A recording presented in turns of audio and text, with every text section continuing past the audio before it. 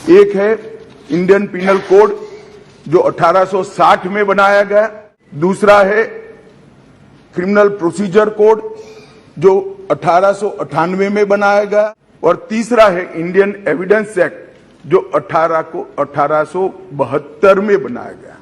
1860, 1898 और 1872 में अंग्रेजों द्वारा बनाए गए, अंग्रेजों की संसद के द्वारा पारित किए गए ये तीनों कानूनों को समाप्त कर आज हम तीनों नए कानून पुरस्कृत करने के लिए मैं आया हूं।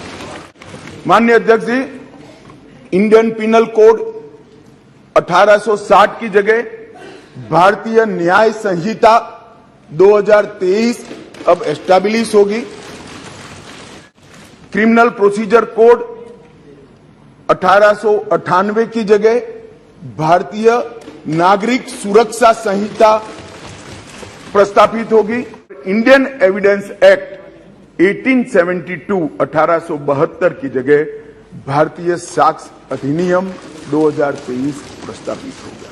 कानूनों की जो कानून रिपील होंगे इस तीनों विधेयक से, वो कानूनों की आत्मा जो है, वो कानूनों का मध्य बिंदु है कानून बनाने का, वो अंग्रेज शासन को मजबूत करने की दृष्टि से कानून बनाए गए थे। अंग्रेज शासन की रक्षा करने के लिए कानून बनाए गए थे और उसका उद्देश्य दंड देने का था, न्याय देने का नहीं था। ये दोनों मूलभूत चीजों पर हम परिवर्तन करने जाए। ये तीनों कानूनों को रिप्लेस कर इनकी जगह जो 3 नए कानून बनेंगे उनकी आत्मा होगी भारत के नागरिकों को संविधान प्रदत्त सारे अधिकार जो मिले हैं इसकी सुरक्षा। ये कानूनों का उद्देश्य किसी को दंड देना नहीं होगा, इन कानूनों का उद्देश्य सबको न्याय देना होगा। ये न्याय देने की प्रक्रिया में दंड वही होगा जहां अपराध रोकने का बोध खड़ा करने की जरूरत है, अपराध रोकने के लिए एक प्रकार की भावना खड़ी करने की जरूरत है, वही होगा कि जिन्होंने भी ये कानूनों को पढ़ा होगा इसकी प्रायोरिटी क्या थी। मानवी की हत्या से या महिला के साथ दुराचार से बड़ा कोई कानून अपराध नहीं हो सकता, तो इसको 302 नंबर पर स्थान दिया गया। इसके पहले क्या था? राजद्रोह था। इसके पहले क्या था? खजाने की लूट थी। इसके पहले क्या था? शासन के अधिकारी पर हमला था। ये जो अप्रोच है, ये अप्रोच को हम बदल रहे हैं। सबसे पहला चैप्टर इसमें आएगा महिलाओं और बालकों के साथ अपराध। दूसरा चैप्टर आएगा मानव वध और मानव शरीर के साथ जो अपराध होते हैं उसका आएगा। तो हमने शासन की जगह नागरिक को केंद्र में लाने का एक बहुत बड़ा सैद्धांतिक निर्णय कर हम ये कानून लेकर आए हैं। मान्यवर, मैं सदन को बताना चाहता हूं, ये तीनों कानूनों में गुलामियों की निशानी से भरे हुए कानून। सबसे पहले तो इसको ब्रिटेन की पार्लियामेंट ने पारित किया था, हमने अडॉप्ट किया था, यहीं से शुरुआत होती। वो कानूनों के अंदर कुछ शब्द थे मैं जरूर कहना चाहता हूं, जिसे हमें मालूम पड़ेगा कि 75 साल तक हम किस कानूनों के आधार पर क्रिमिनल जस्टिस सिस्टम को चलाए हैं। पार्लियामेंट ऑफ यूनाइटेड किंगडम का जिक्र है, प्रोविंशियल एक्ट का जिक्र है, notification by the crown representative का जिक्र है, लंदन गैजेट का जिक्र है, ज्यूरी और बैरिस्टर का जिक्र है जो हमारे यहाँ कब के चले गए। टोटल 475 जगह ये गुलामी की निशानियों को समाप्त कर आज हमने एक नया कानून मान्यवर लेकर आए हैं। अध्यक्ष जी, इस कानून से हमने नए युग को जोड़ने का भी प्रयास किया है।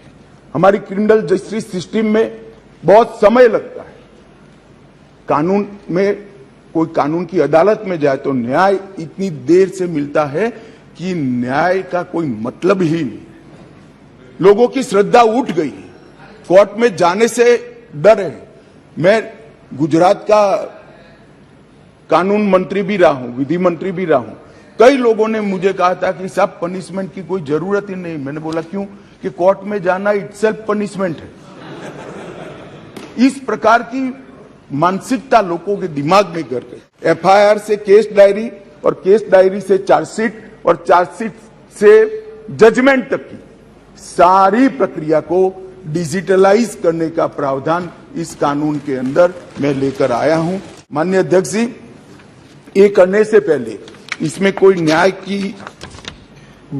न्याय के बारे में कोई गोता ही न हो जाए, इसलिए हमने नेशनल फॉरेंसिक साइंस यूनिवर्सिटी और देश भर के सारे विद्वानों को, इस विषय के विद्वानों के साथ बैठकर इसकी चर्चा कर टेक्नोलॉजी के एक्सपर्ट के साथ बैठकर उसको बनाया गया। सर्च और जब्ती के वक्त मान्यवर हमने कई सारे ऐसे प्रावधान किए हैं जिससे निर्दोष नागरिक को फंसाया न जा सके। सर्च और जब्ती के वक्त ढेर सारी ऐसी फरियादें मेरे यहाँ रख दिया गया, मेरे यहाँ था नहीं, पुलिस लेकर आई, रख दिया।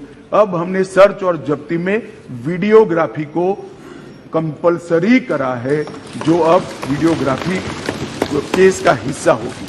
पुलिस द्वारा ऐसी रिकॉर्डिंग के बिना कोई भी चालान, चार्जशीट रखा जाएगा वो वैध नहीं होगा। हमारा दोष सिद्धि का प्रमाण बहुत कम है। आजादी के 75 साल के बाद भी हम दोष सिद्ध नहीं कर पाते हैं मान्यवर। इसीलिए फॉरेंसिक साइंस को हमने बहुत बढ़ावा देने का काम किया है। देश के प्रधानमंत्री जी ने एक ऐतिहासिक निर्णय लिया है नेशनल फॉरेंसिक साइंस यूनिवर्सिटी बनाने का। मैं इस सदन के माध्यम से पूरे देश को आश्वस्त करना चाहता हूं कि 3 साल के बाद हर साल 33,000 फॉरेंसिक साइंस के एक्सपर्ट और साइंटिस्ट मिलने लगे। ये इसलिए किया गया कि कानून हम लेकर आने वाले थे मान्यवर। एक कानून में हमने लक्ष्य रखा है कि दोष सिद्धि के प्रमाण को, कन्विक्शन रेशियो को 90% से ऊपर लेकर जाना है, ये हमारा लक्ष्य है। इसलिए हमने एक महत्वपूर्ण प्रावधान किया है कि 7 वर्ष या उससे ऊपर की सजा जिस धाराओं में है वो सभी क्राइम सीन पर फॉरेंसिक टीम की विजिट को हम कंपलसरी कर रहे हैं।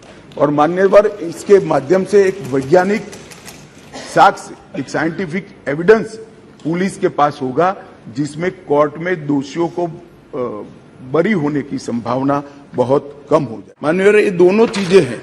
इसमें एक ऐसा सवाल कुछ एक्सपर्ट्स ने बताया था कि इसके लिए शायद देश अभी तैयार नहीं है। एक कानून में हमने ये भी प्रोविजन रखा है कि इलेक्ट्रॉनिक तरीके से केस चलाने के लिए कोर्ट, जिला, राज्य, ये सभी प्रकार के नोटिफिकेशन निकलने के बाद ही वो अप्लाई होगा। मानो एक कोर्ट किसी राज्य ने तैयार कर दी तो वो कोर्ट नोटिफाइड कर सकते हैं। एक जिला जब हो जाएगा तो वो जिला नोटिफाइड कर सकते हैं। एक क्षेत्र हो जाएगा तो क्षेत्र। अंततोगत्वा 27 के पहले पूरे देश की सभी कोर्टों को हम कंप्यूटराइज करते हैं। इसी प्रकार से मोबाइल फोरेंसिक वान का भी हमने एडवांस में अनुभव कर लिया है मान्यवर। आज मैं आपको बता सकता हूं कि दिल्ली के अंदर 7 साल से ऊपर की किसी भी गुना होता है, सजा का जिसमें प्रावधान हो, ऐसा कोई भी गुना होता है तो एफएसएल की टीम इसको विजिट करती है। ये सफल प्रयोग हमने दिल्ली के अंदर कर दिया है। बेंगलुरु में अब सरकार बदल गई, भगवान जाने क्या होगा, मगर हमारी सरकार थी तब बेंगलुरु में भी इस प्रयोग की शुरुआत की थी। इसके लिए हमने मोबाइल एफएसएल के कंसेप्ट को लॉन्च किया है और सफल कंसेप्ट है मान्यवर। हर जिले में 3 मोबाइल एफएसएल घूमती रहेगी और गुना के जगह पे जाएगी। नागरिकों की सुविधा सुनिश्चित करने के लिए 0 एफआईआर को पहली बार आजादी के 75 साल के बाद हम स्थान गुना कहीं पर भी हुआ, किसी भी थाने का हो, आप हिमालय की चोटी से भी उसको रजिस्टर कर सकते हैं और कन्याकुमारी के सागर के किनारे। गुना रजिस्टर होने के बाद 15 दिन में कंसर्न थाने को भेजना होगा। एफआईआर का प्रावधान हम पहली बार जोड़ रहे हैं। हर जिले में और हर थाने में एक ऐसा पुलिस अधिकारी नामित किया जाएगा जिसके परिवारजनों में गिरफ्तारी हुई है। इसको अधिकृत सर्टिफिकेट देना पड़ेगा कि आपके परिजन हमारी कस्टडी में है और इसके लिए अब हम रिस्पॉन्सिबल। कई बार पकड़कर पुलिस 4 दिन तक कोई जवाब नहीं देती है मान्यवर, और वहां पर उनको कोर्ट में जाना है। और इसकी जगह अब वो ऑनलाइन भी सूचना देनी पड़ेगी और व्यक्तिगत सूचना भी दे। यौन हिंसा के मामले में पीड़िता का बयान कंपलसरी कर दिया गया है और यौन उत्पीड़न के मामले में बयान का वीडियो रिकॉर्डिंग भी अब कंपलसरी कर दिया है। मान्यवर, पुलिस को 90 दिन में जिसने फरियाद की है इसका स्टेटस देना हमने कंपलसरी कर दिया है। 90 दिन में उसका स्टेटस देना पड़ेगा और हर 15 दिन में फरियादी को अपना स्टेटस भेजना पड़ेगा। 7 वर्ष या उससे अधिक के कारावास का केस अगर विड्रॉ करना है तो पीड़ित को सुने बगैर कोई भी सरकार इसको विड्रॉ नहीं कर पाएगी। ये भी इससे नागरिकों के अधिकारों की रक्षा होगी और इसके अंदर पहली बार हम कम्युनिटी सर्विस को सजा के बारे में भी इंट्रोड्यूस कर रहे हैं। मान्यवर, ये प्रैक्टिस में कई जगह पे है परंतु इसका इंट्रोडक्शन एक्ट से, कानून से अब हो। मान्यवर, सालों तक केस चलते नहीं है, इसके लिए भी हमने बहुत सारे प्रावधान करे हैं। छोटे मोटे मामलों में समरी ट्रायल का दायरा बढ़ा दिया है। समरी ट्रायल को 20,000 तक की गुनाहों में ले लिया गया है और 3 साल तक कि जिसमें सजा है वो सारे समरी ट्रायल से हो जाएंगे। इस एक ही प्रावधान से 40% केसों की सेशन कोर्ट से बाहर होकर नीचे ही समरी ट्रायल से समाप्त हो। मान्यवर, आरोप पत्र दायर करने के लिए पुलिस अधिकारी आगे की जांच चालू है, आगे की जांच चालू है, आगे की जांच 6-6 साल अब नहीं कर पाएंगे। हमने तय कर दिया है कि 90 दिन में आरोप पत्र दायर करना ही पड़ेगा और कोर्ट भी उनको और 90 दिन की परिस्थिति देखकर परमिशन दे सकती है। 180 दिन में आपको जांच समाप्त कर ट्रायल के लिए भेज देना पड़ेगा। इससे बहुत बड़ा फर्क। वारंट के मामले में भी हमने काफी सारे बदलाव किए हैं। आरोपी व्यक्ति को आरोप तय करने की नोटिस 60 ही दिन में देने के लिए अब कोर्ट बाध्य हो जाएगी। कोर्ट ने चार्ज फ्रेमिंग 60 दिन से ज्यादा लंबा नहीं कर सकती। बहस पूरी होने के बाद 30 दिन में मान्यवर न्यायाधीश ने अपना फैसला देना पड़ेगा। आप 3-3 साल तक फैसला पेंडिंग नहीं रख सकते। कई सारे जज ऐसे पूरी सुनवाई कर देते थे और फिर बाद में ट्रांसफर हो जाती थी या रिटायर्ड कर जाते थे और ट्रायल फिर से चलती। अब ऐसा नहीं होगा। 30 दिन के अंदर ही फैसला देना पड़ेगा। इसको भी हमने, और फैसले को 7 दिन के अंदर ऑनलाइन उपलब्ध कराना पड़ेगा जिससे इस पर अपील की कार्यवाही मान्यवर हो जाए। सिविल सर्वेंट के विरुद्ध कोई फरियाद होती थी, पुलिस ऑफिसरों के विरुद्ध कोई फरियाद होती थी तो एक प्रावधान है जिससे उनको सुरक्षा मिली हुई। सरकार की परमिशन के बगैर इनका संज्ञान या तो चार्जशीट या ट्रायल शुरू नहीं हो सकती। मान्यवर, सालों तक कोई परमिशन आती ही नहीं थी और उसके कारण सिविल सर्वेंट के साथ साथ बाकी लोग भी डिले ट्रायल को एंजॉय करते थे। हमने तय कर दिया है कि 120 दिन में सरकार हाँ या ना कह दे, वरना डीम्ड परमिशन माना जाएगा और ट्रायल को पेश करेगा। मान्यवर, एक बहुत बड़ा दिक्कत मैंने देखा है कि एसपी के नाते किसी ने एक केस जांच किया है तो डीजीपी या तो रिटायर्ड होने के बाद वो केस चलने पर आता है और उनको गवाही देने जाना है। हमने ये प्रक्रिया के अंदर आमूलचूर परिवर्तन किया है कि जो एसपी अभी नौकरी कर रहा है वो ही फाइल देखकर गवाही देगा, जो पहले था उसको आने की जरूरत नहीं। माननीय, बहुत बड़ा क्रांतिकारी बदलाव।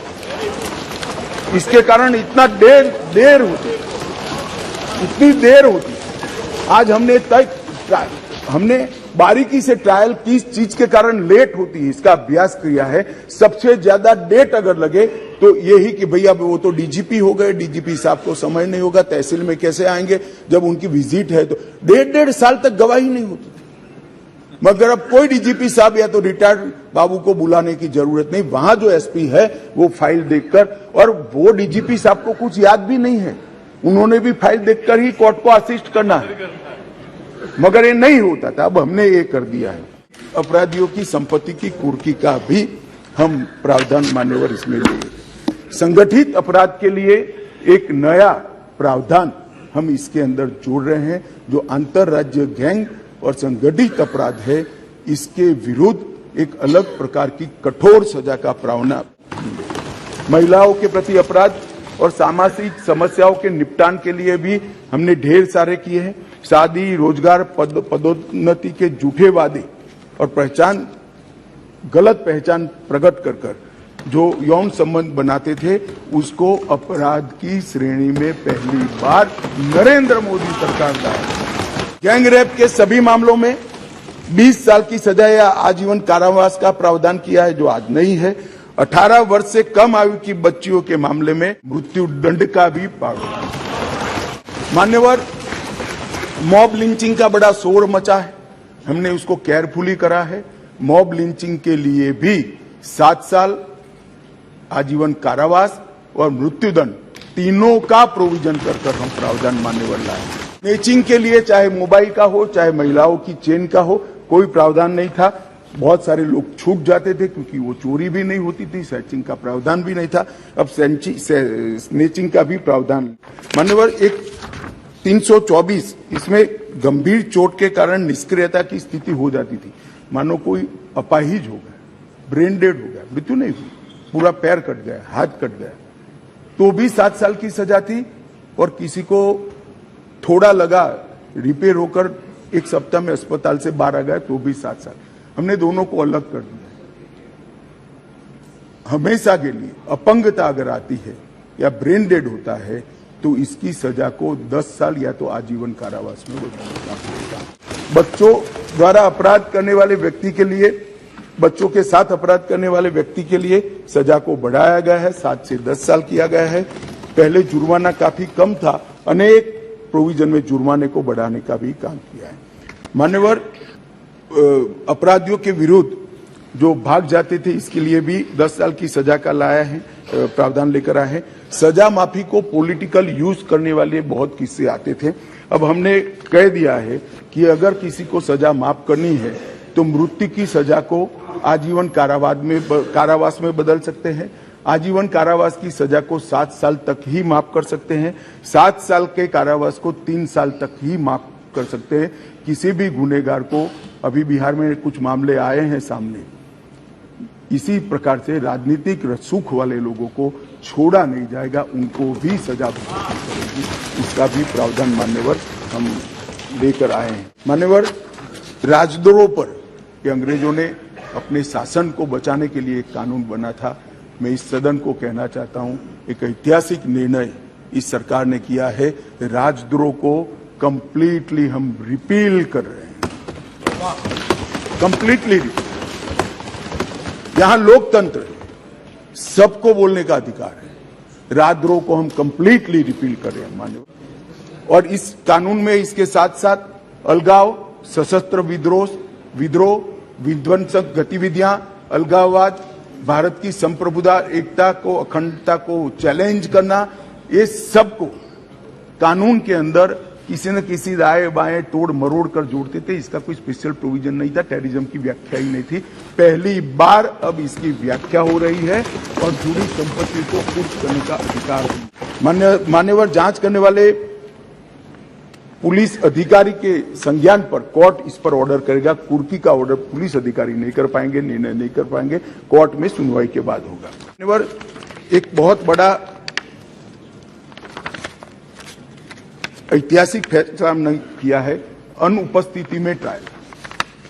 कई सारे केसों में दाऊद इब्राहिम वांटेड हैं, चले गए, देश छोड़कर भाग गए, आज उन पर ट्रायल नहीं होती। हमने तय किया है कि सेशन कोर्ट के जज ड्यू प्रोसीजर के बाद जिसको भगोड़ा घोषित करेंगे उसकी अनुपस्थिति में ट्रायल होगी और उनको सजा भी सुनाई। दुनिया में वो कहीं पर भी छिपके सजा सुनाई जाए। मान्यवर, इससे बहुत बड़ा फर्क पड़ने वाला है और वो सजा के खिलाफ अपील करना है तो न्याय की शरण में आए, अपने आप को भारतीय कानूनों की शरण में लाए और अदालत के सामने जाए तो हाईकोर्ट में चैलेंज करें। मान्यवर, मैं सार्वजनिक जीवन में बहुत बचपन से हूं, राज्य का गृह मंत्री भी रहा हूं। मैंने बहुत सारे थाने विजिट किए, बहुत सारे सदस्य भी थाने में गए होंगे। आप देखे होगा टूटी फूटी साइकिल, टूटी फूटी गाड़ी, टूटी फूटी ऑटो सालों तक पड़ी, सबने देखा। वो इसलिए पड़ा है कि कानून में प्रोविजन है कि केस के निपटारे तक इसको संभाल पर रखना। हमने प्रोविजन कर दिया है इसकी वीडियोग्राफी करना, वीडियोग्राफी की सर्टिफाइड कॉपी कोर्ट में जमा कराना और फिर इसका निपटारा आप कर सकते हो। इससे कम से कम पुलिस स्टेशन की स्वच्छता भयानक। मान्यवर, इस प्रकार के, मैंने तो अभी थोड़ा बताया, इस प्रकार के ढेर सारे बदलाव इस कानून के अंदर हम लेकर आए हैं। टोटल 313 बदलाव है मान्यवर, और मैं इतना कह सकता हूं कि हमारी न्यायिक दंड प्रक्रिया, क्रिमिनल जस्टिस सिस्टम के अंदर आमूलचूल परिवर्तन होगा और सबको करने वाले और मॉब लिंचिंग जैसे जघन्य अपराध करने वालों को दंडित करने का भी है। एक और हमने राजद्रोह को रिपील किया है, दूसरी ओर संगठित अपराध और टेररिज्म पर नकेल कसने का काम भी हमने किया है। मैं मानता हूं कि तीनों संहिता अपने आप में संपूर्ण है, परिपूर्ण है